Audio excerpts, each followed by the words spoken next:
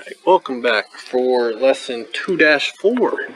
2-4, hopefully you watched 2-3, and that makes sense. So now we're moving to shapes of graphs. Shapes of graphs. So today we're going to be learning about symmetry in graphs of functions. So the graphs of some functions exhibit a key feature called symmetry. A figure has line symmetry if each half of the figure matches the other side exactly. So what symmetry is if you cut something in half, it will look identical on both sides. If you cut something in half, it looks identical on both sides. So looking here at these examples, the line symmetry. If you cut this right here in half, this looks identical on both sides. So basically, if you could fold that paper in half, you almost want it to stamp on both sides so it looks identical. All right, so these are both examples of symmetry. Now, when they ask for a line of symmetry, you have to give them a vertical line. A vertical line. How we write vertical lines is always going to be x equals a number. So as you can faintly see, it's x equals 0 because the x value right here is 0. Here, this maroon line, this maroon dotted line, right? It's one left of the origin, so that's why it's a -1. That's why it is a -1, right? Because when you move left, it's a negative. So it's always going to be x equals a number.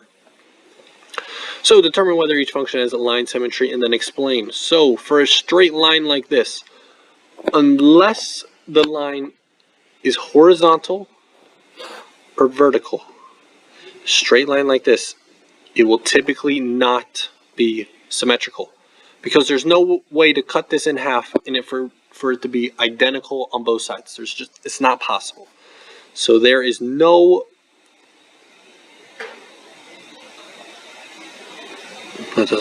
there is not a line that can be drawn to make the right half a mirror image of the left half. So the function does not display any line symmetry. Okay? So again, there's no way we can cut this in half anywhere and it be symmetrical or identical or a mirror image of itself on both sides. Looking at the second example, this function is symmetrical because if we cut it down right here, right there, it will look identical. You'll have this up and down motion on both sides. All right.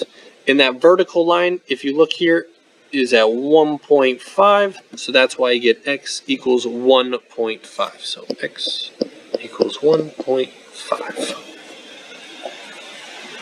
All right. So that's line symmetry. So remember, anytime it's a line symmetry, it's going to be x equals a number. X equals a number if it's a symmetrical line that you can cut in half.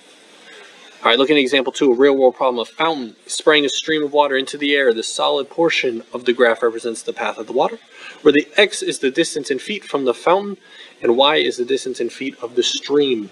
Find and interpret the symmetry in the graph of the function. So if we look here, the right half of the graph is a mirror image of the left half in the line x equals 2. So right there.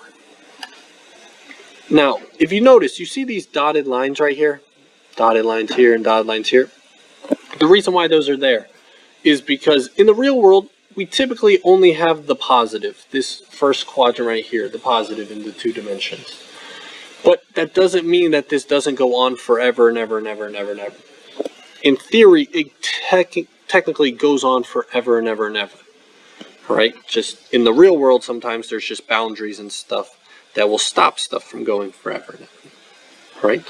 But if we look here, this cuts it right in half, and now this part right here looks identical to this part right here. Not my drawing is very poor, but the actual graph will be symmetrical. All right, so it's x equals 2. And in the context of the situation, the symmetry of the graph tells you that the height of the stream of water, when it is from 0 to 2 feet away from the fountain, is the same. So that is same the same as the height of the stream of water when it is from 2 to 4. So 2 to 4. So right there, from 0 to 2. Here, I'll erase some of this so we're not getting too confused. Some of these drawings, and I'll also change the color, make it a lime green. So it's saying from 0 to 2, that point, and from here to here, those are identical. Again, not my drawing because I'm on my computer and it's very difficult to draw. But so if you look here on the blue lines, though, from here to here, it is identical. So it has the same heights of the stream. All right. Now let's talk about some extrema. Extrema of graphs of function. A function is increasing when the graph goes up and decreasing when the graph goes down. When viewed from left to right, we want to look left to right, just like we read in America. Left to right. Left to right. Right. All right. Here we go. So points that are the locations of relatively high or low function values are called extrema. They are called extrema. So, relatively high or low function values are called extrema. Extrema. Okay, it's going to be important to know. So point A is a relative minimum. Relative minimum because no other nearby point has a lesser y value. Last year, some of these notes that are on the paper are from last year. But what I used to do was, if you put a little box in this little area right here, right? What would be the lowest point? A. That's why it's a relative minimum. In a certain little area, if you're just in your little box, A is the lowest possible point. That's not necessarily saying it's the lowest possible point in the entire graph because it goes on forever and ever and ever. That's what this right here means. It goes on forever and ever and ever. So, but if we put it in this little box right here, it's a relative minimum. In this little finite area right here, it's the smallest. And again, for B, you can do that same thing. If we just box that little area up, again, in that relative area, it's the highest possible point. All right, so that's what it means by relative minimum, relative maximum. In just that little area right there, in this little area right here, A is the smallest point in this area, B is the biggest point in that area, or largest point, or highest point. So example 3, determine increasing and decreasing parts of the graph of a function. So determine where f of x is increasing and or decreasing. So when we talk about increasing and decreasing, remember it's from left to right. So we have to start over here. So we want to start here. Okay, I'm going to erase that.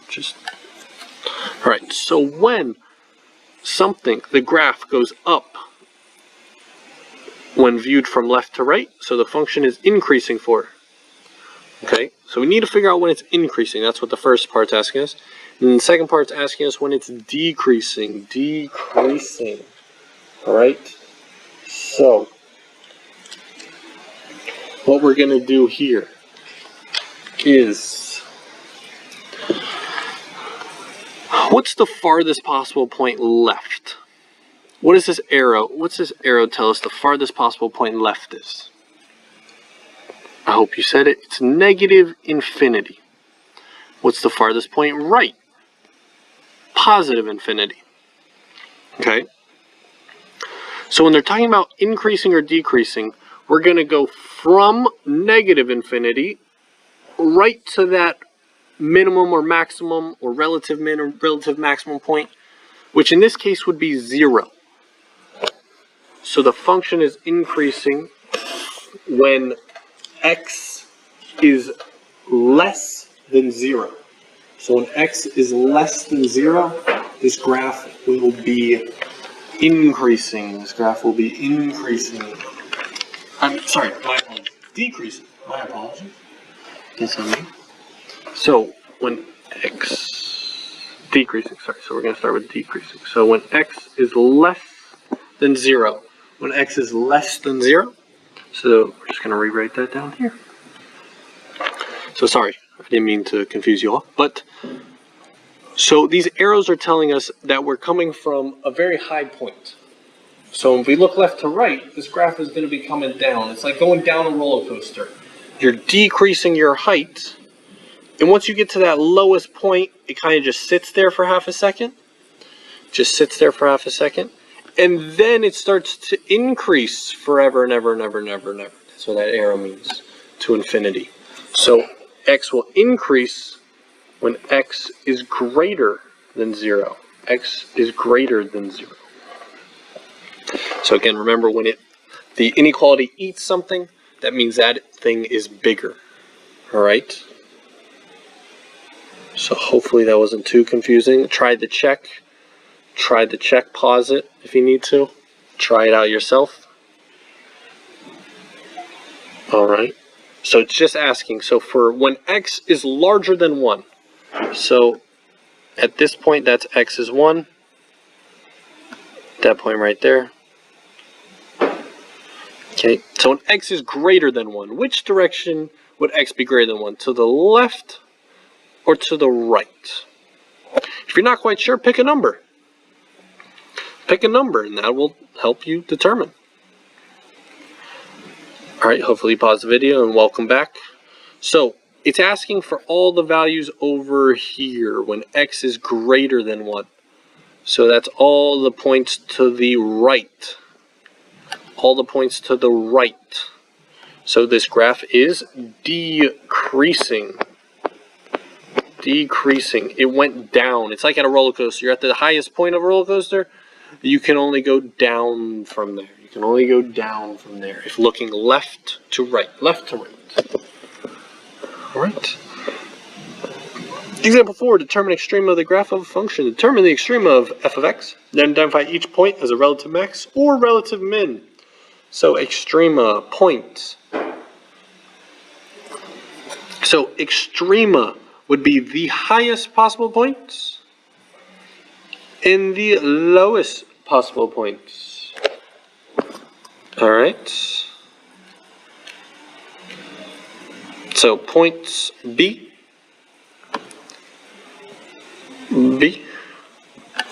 and C are the locations of relatively high or low function values. So they are the extrema of the function. Now, relative minimum, no other points nearby points of point C has a lesser y coordinate. So if you look here, if we just put this in this little box right here, there's no point lower than C in that little box. So that's why it's a relative min. Okay? If you do the same thing with B, right there, it's the highest possible point. So that would make it a relative maximum. If you did the same thing with A and D, right? Let's do it. No matter where in that box you are, A is never the highest, it's never the lowest. So what I like to say is when you make the box, try to put the point in the middle, because you can really, if you did it like that, D is the highest point. But what I recommend is trying to put the variable or the dot in the middle, and if it's the highest or lowest point, then it's an extrema. And if it's the lowest, it's a relative minimum. If it's the highest, it's a relative maximum. And if it's nothing, then, well, it's just nothing. It's just a point there. All right. Example 5. Interpret extrema of the graph of a function. So a comic book store uses a function to model its profit in thousands of dollars.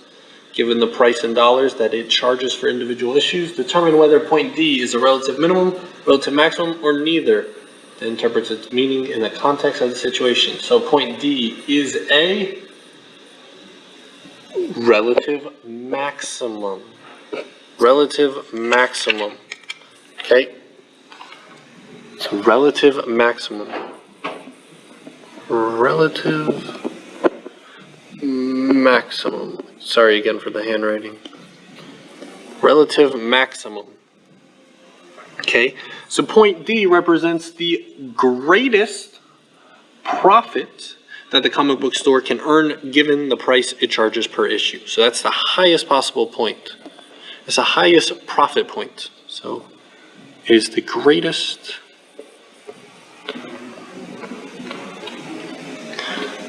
profit. Greatest profit.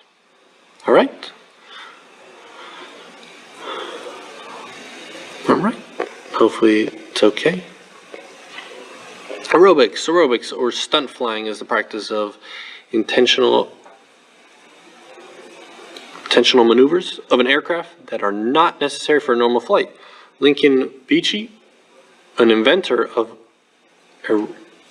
aerobatics, oh my goodness, that's bad, was known for his stunt called the Dip of Death, in which his plane would plummet towards the ground from 5,000 feet until he leveled the plane. His distance from the ground during the stunt can be approximately modeled by the function f of x. Identify any extrema in the context of the situation. So point A represents that at about 20 seconds, Lincoln reached a maximum height of 5,000. And this would be a relative max. A relative maximum. Relative maximum, because again, in this little section right there, sorry, I'll draw that box a little bit better. I think I just made it worse, but so that's going to be the highest possible point on this graph in this little area of the box. So that's why it's a relative maximum. So after point A, what happened to his height? What directly happened to the height after? So he flew up to 5,000, and then he decreased swiftly. So this is decreasing.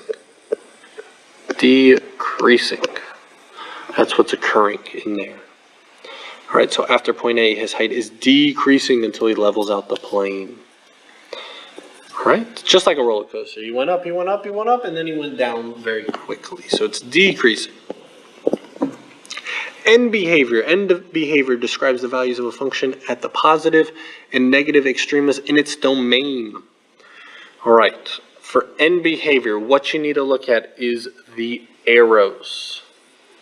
Look at the arrows. That is end behavior. That in itself is end behavior, because that's going to tell you what's happening in that direction forever. All right? So determine the end behavior, for example, 6 of f of x. So as you move to the left of the graph, the value of y gets increasingly smaller. Gets increasingly smaller. And when I mean smaller, I mean it gets more negative. All right? So I'll erase that to make it negative. It becomes increasingly more negative. All right? Becomes increasingly more negative.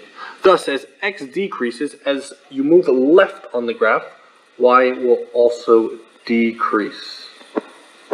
Decrease. All right? So as we move this way on the graph, our height keeps going down and down and down forever because that arrow's pointing down. Since it's pointing down, y is going to decrease to the left. And left, we know, is moving down for or decreasing for x. All right? As we move right on the graph, the value of y gets increasingly more positive. More positive. Positive. Just like all of you when you come to math class. Very increasingly positive because it's your favorite subject, I know. All right, so thus, as x increases, y will also increase. Y will also increase because if we look here, as x goes to the right, y will slowly start getting higher and higher and higher and higher and higher, so it's going up. And that makes sense because this arrow is pointing right and up. So as x goes forever to the right, y will go forever up. So it's increasing, increasing. All right, looking at the check here, determine the end behavior here. So as x increases, anytime it's talking about x increasing, it's talking about going to the right. Because that's where x becomes more and more and more and higher and higher and higher values. Okay? So as x increases, we want to look at that arrow right there. That arrow right there.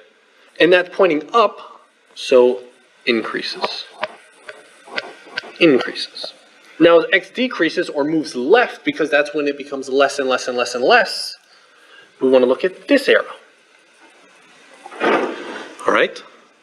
So as x decreases, y will also decrease. Sorry, the handwriting is just getting awful, but hopefully you're getting the point. Sorry. Okay, hopefully that makes sense. All right, example 7, determine end behavior of a graph of a nonlinear function. So now these are functions that are not just straight lines. Straight lines, if you noticed here in both of these examples, they're going to be going in opposite directions. So y will always be increasing for one x value and decreasing for the other. So it's always increasing for one, decreasing for the other, because it's going in opposite directions. It's going in opposite directions for a linear line, which linear is a line, which we learned in 2-2. Example 7, determine end behavior of a graph of a nonlinear function. Nonlinear, that means it's not just a straight line. It's got some type of curves, smooth curves. So as you move to the left of the graph, the value of y gets increasingly what? So as you move to the left, what is this telling us? Well, y is getting increasingly negative. It's getting increasingly more negative. All right?